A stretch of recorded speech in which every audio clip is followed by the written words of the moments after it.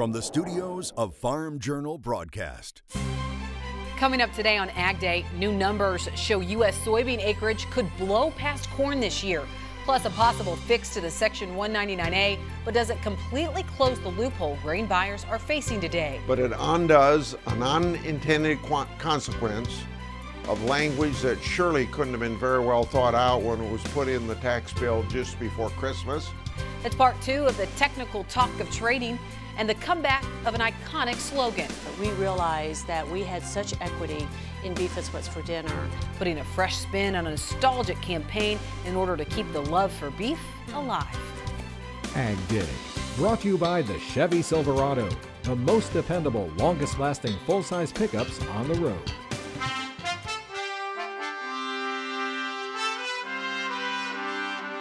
Good morning, I'm Tyne Morgan. Clinton Griffiths is on assignment.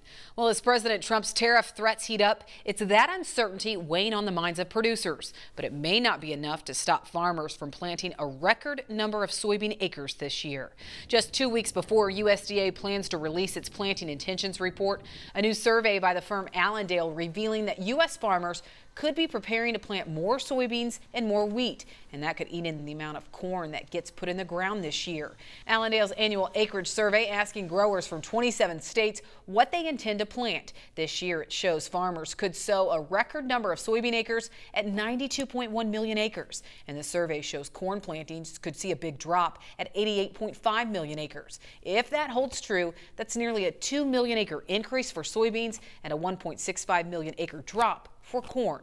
Allendale's Rich Nelson says when you break it down state by state, it's the findings in North Dakota that are the most interesting. Surprisingly, what we found was despite the fact that these producers are moving away from corn in North Dakota, they actually suggested they are not moving into beans.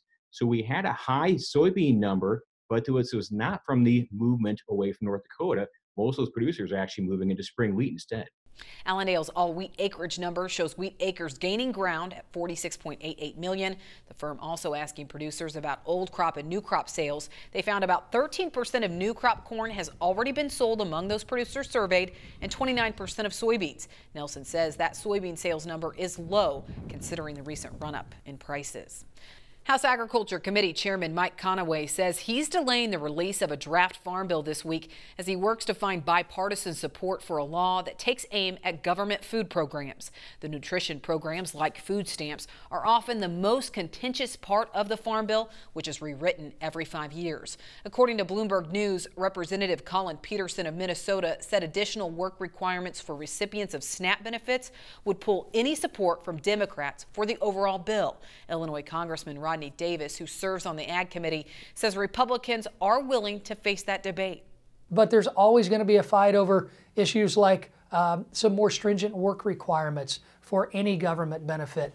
That's something that I think we on the Republican side are willing to have that debate. Chairman Conaway previously said his committee would send a farm bill to the House floor for a vote by the end of March, but a delay in releasing the bill this week puts that timeline at risk. On the Senate side, Ag Committee Chair Pat Roberts says it's crucial to get the farm bill to get done this year because of the possibility that a tariff fight may trigger retaliation that would hit farmers. As we mentioned earlier, Clinton is on assignment. He's actually in Washington and met with Senator Roberts Tuesday to discuss the farm bill. As you've traveled around the country and talked to folks, what did you hear and how is that going into your approach? Overall, farmers want a farm bill, number one, right, and they want it expedited, and they want us to get it right, and they want to have both predictability and stability. So that's on us. The last one took 3 years. We're not going to do that. Tomorrow, more of the exclusive conversation with Senator Roberts as Clinton hosts Ag Day from the nation's capital. Also in Washington, there's an agreement on the table to adjust what some grain sellers and buyers call the flaw to the 199A provision of the tax plan. And now lawmakers need to figure out how to actually get the new language passed. Lawmakers have reached an agreement to revise a portion of the tax code changed in the tax reform law in December. The tax law gave farmers a tax break for selling to cooperatives, but private grain handlers did not receive the same incentive. Now, under this agreement, the tax provision goes back to language similar to what was under the previous Section 199, but adds an additional deduction of up to 20% of net income.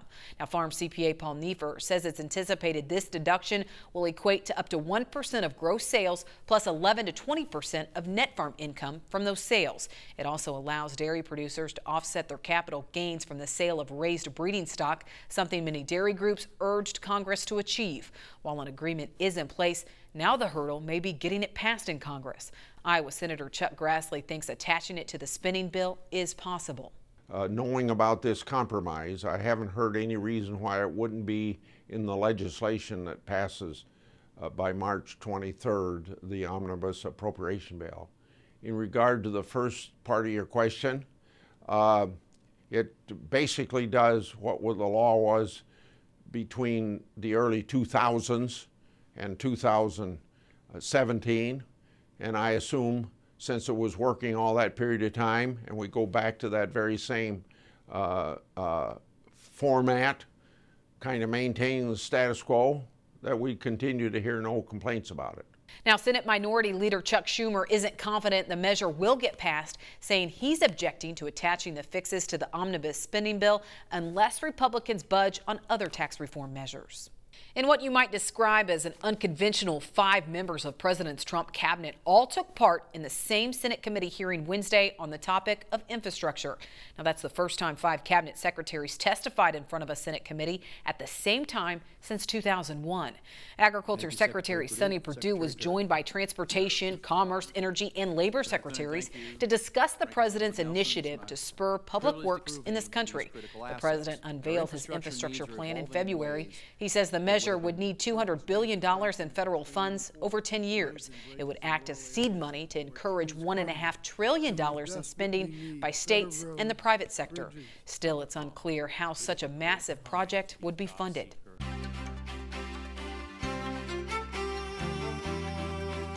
Well, from Washington to farm fields, Mike Hoffman joining us this morning for Crop Comments. Good morning, Mike. Good morning, Tyne. Here's something you don't see every day. A snowstorm in Kentucky in March. Lauren Turley in Union County sending us the aftermath of cows in the snow. Thankfully, the weather should warm up over the next couple of days, melting all of that off. And take a look at the wind speed forecast. There's going to be a lot. This is a volatile weather pattern, and you can see in the northeast, east central states into the southwest, especially this afternoon in the Four Corner region back into California and the Carolinas, it becomes very windy. Some of that wind with that next storm moves into the central plains by tomorrow morning, and that means the northeast, central plains, back into Southern California continues to be very windy. I'll have the rest of your forecast, but first here are some hometown temps.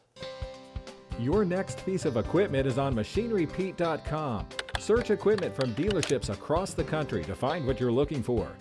Only on MachineryPete.com. Well, how technical trading works, we'll continue our conversation with one trader who believes in the process. Well, when you hear that signature music for a beef checkoff commercial, did you know you're actually listening to ballet? The history and the future of the marquee advertisement later on AgDay. Plus, a southern city that touts its hospitality prepares to welcome 500,000 people to celebrate St. Patrick's Day. This morning, Clinton continues the conversation on technical trading with round 2. Clinton. Mike Flores trading our guest today. Mike, as we look at some of these technical techniques, I guess, to trading, you've got several different things that you can show us. And this one is, they call it what, Bollinger Bands? Yes. Is that right? Yes. The premise of Bollinger Bands, first of all, what they are, this middle line, purple line, is a 20-day moving average. Okay. And the lines above it are 2 standard deviations away from that line. And so this will encompass 90 to 95% of all trading will stay within these bands. Okay. Where your opportunities lie is when they escape that 5% of the time. When they're below it, you got a chance to buy the market in probably a pretty low risk situation. Above it, you got a chance to short it. Okay. And so you'll see that this indicator will work on stocks or futures. It doesn't really matter. But the idea here is that I like to trade it. I view this as a more of a shorter term trade system which lasts a few days, 2 to 5 days. Okay, okay. So you'll see it down here 2 days, and that's where I like to get interested in it because I know it's gone beyond its fair value. So I buy this, and then if I do enter it, I put a stop in a few $100 below those lows. So I usually wait 2 days before I enter the market. So you see it here, you see it here, you see it there. Right. And if you go to the next slide. Yeah, we'll see how this continues. All right, so here's hogs. So this is a pretty volatile market. As you can see it, you had 2 days here and you really ran up here. You only had 1 day here, but it's telling you the market is oversold and probably needs a rally. So you really popped to the upside here. Same on the high side here, low side here. Where it can get you in trouble though is like right here, you were below the market for several days.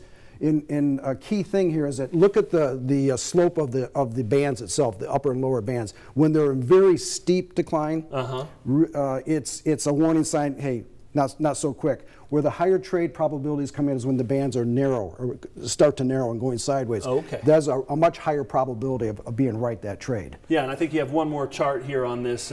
Give us another concept. This is natural gas. Same situation. You're 2 days above, you're 1 day here, you're a couple days here. Again, this was a very steep one, so that was a warning sign to be careful. You got narrow bands here, 2 days here, 2 days here. You know, you can see how the market is kind of flagging to you that, hey, we've gone too far too fast, and we're probably due to go back towards the mean. Okay. That's how you use these. All right, and a little shorter term situation, something that can help you get these kind of smaller perspectives on what the market action's going to be. You buy something on Monday, maybe you're out of it by Friday. That kind of trade. All right, appreciate it, Mike. Good information. We'll be back with more AgDay. Just a minute. For a free 2-week trial to Mike's trading recommendations, call Flores Trading at 800-841-2108.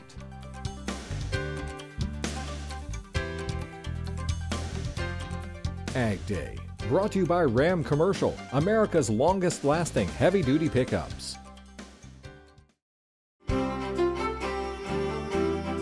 AgDay Weather, brought to you by Resicor Corn Herbicide, a uniquely powerful formulation. Extraordinary power over weeds. Welcome back. Time now to check weather with meteorologist Mike Hoffman. Mike, yesterday on AgDay we talked about La Nina and it fading in areas that really could use some of that moisture. So you see it in the root zone map. How long before maybe this weather pattern starts to change and we get some rain in the plains?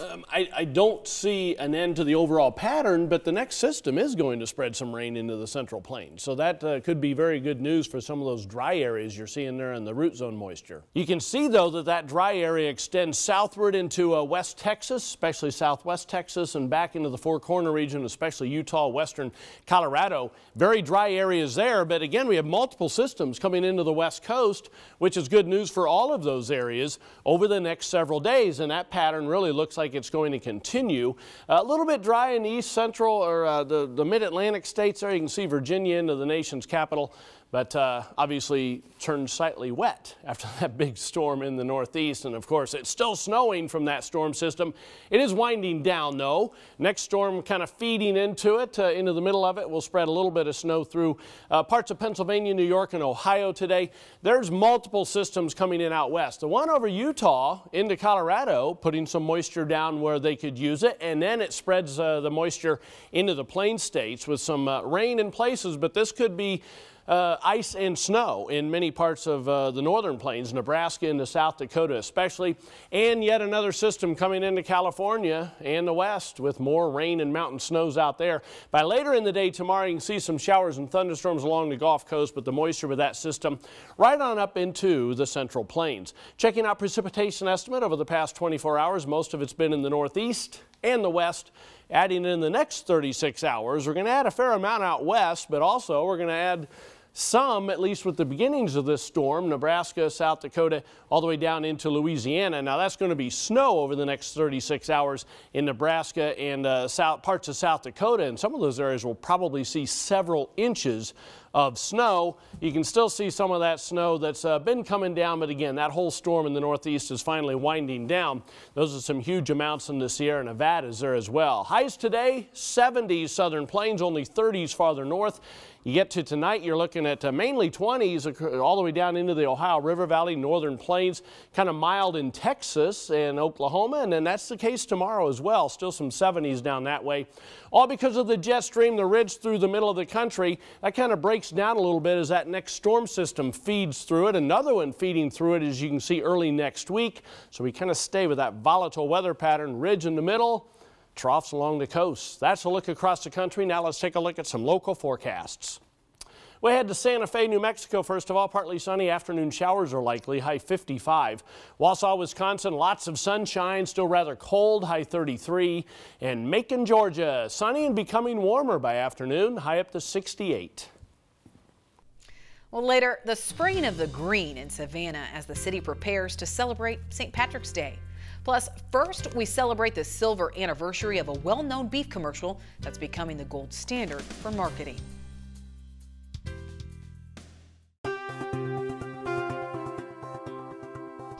Beef, it's what's for dinner. It's a recognizable catchphrase for the beef checkoff. The music from the Aaron Copland ballet entitled Rodeo premiered during World War II. But 75 years later, that music still touches the soul, especially of ranchers. As the campaign nears its third decade, Betsy Gibbon shows us what's next and how the checkoff is moving forward and carrying on the message. Perhaps it's the music. It's from the beef commercial, right? The commercials. Beef, yeah, old school, yeah. Or the catchphrase. Beef, it's what's for dinner. That brings back nostalgia for many who recognize it. Beef, it's what's for dinner. The immensely popular advertising campaign celebrating 25 years on the airwaves last year. And it's not finished just yet. That it's something that a lot of brands would love to have. And so that was really the impetus about why we decided to relaunch it, modernize it. NCBA, a contractor to the beef checkoff, and the CBB continuing their work, studying how to piece together an integrated, comprehensive message to share the story of beef and how it's produced. They're finding today consumers want a face on the product. That's something that's coming across very loud and clear from consumers. They want to know who's producing their food and they want to know how it's being produced. They launched Rethink the Ranch last year, a modern campaign with a spin on beef, it's what's for dinner. Old MacDonald had a farm. Well, technically, I guess. Old MacDonald has farms and ranches. So far, it's getting a positive response. Old MacDonald theme, for instance, we went in and tested some of that work in before to understand which would resonate more, as well as did some work after we did the video itself. So were we actually getting across the objectives of making people trust the people behind beef? And we saw that indeed it was. And it doesn't stop there. The team traveled and worked on a way to strengthen the message. It included trekking to locations across the country, putting together individual videos on a rancher or producer. I was born and raised here on the ranch. Sharing their story, telling who they are and what they do. My name's Cody Easterday, and we're at our family's North feedlot operation here at Easterday Ranches. And even though a farm in Florida may look different than a farm in California, the dedication and the history and the importance to rural America is the same. Going even further, creating a consolidated website to strengthen the message to consumers. We've seen an over 10% increase in people that said they trust the people behind beef, as well as feeling that beef is responsibly raised simply by watching that anthem video or being aware of our campaigns. No matter how you associate with the brand. I'm an ag person, so I know. But it doesn't concern me. As long as it ends up on the dinner table, it tastes good. The successful initiative lives on. We don't see it going away anytime soon. It has such equity. It really helps us really launch and tell the story of beef. Because, well, you know the phrase. Beef, it's what's for dinner. Harrison says since there are so many proteins on the market today, the beef industry has to continually tell its story. Well, getting ready to celebrate the luck of the Irish in the country is next.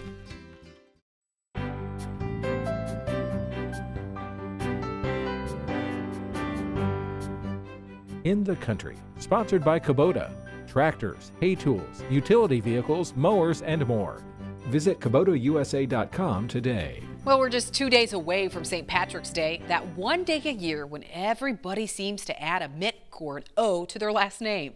Park fountains in Savannah, Georgia are gushing water that's bright green, a signal that St. Patrick's Day will soon arrive.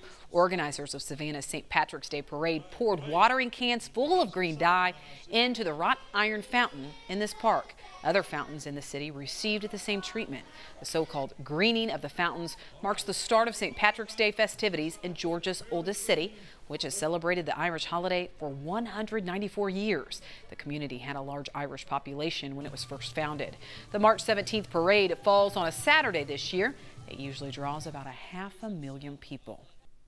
Adding that to the bucket list. Well, that's all the time we have this morning. We're so glad you tuned in. For all of us at Ag Day, I'm Tyne Morgan. Have a great day in farm country. Ag Day, brought to you by Ram Commercial, America's longest lasting heavy-duty pickups.